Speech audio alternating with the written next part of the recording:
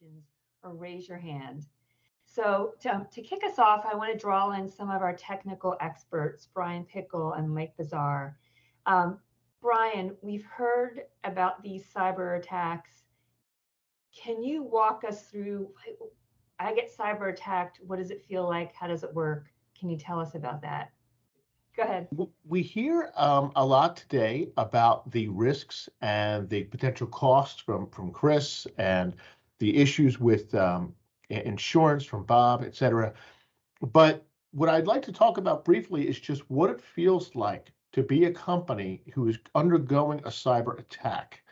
Um, we can talk about it. I know there's an investment that companies need to make, but if you ever have to go through it, and thank God I haven't had to go through it, but I have seen um, people that I've known go through it, it's horrible. And it's horrible in many ways.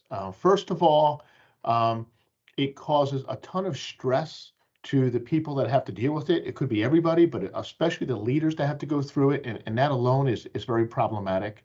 Secondly, cost. We talked a bit about that today. The cost associated with a cyber attack can be enormous. Thirdly, time.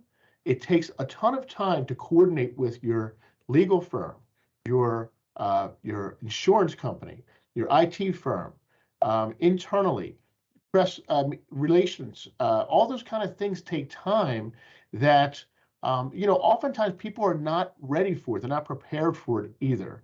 So, and then finally, reputation. I mean, if you have to admit it, or you eventually, if people just find out about it, it can do significant damage to the company's reputation as well, which can be costly on an ongoing matter down the road with potential lost business as well. So the experience of it is difficult. Now, there are ways to address that with policies and procedures. And beyond that, you can do tabletop exercises, et cetera, to walk through what it be like to respond to it, but you never really know until it happens. So my advice is do everything you can to prevent it from happening in the first place. Excellent. Thank you, Brian.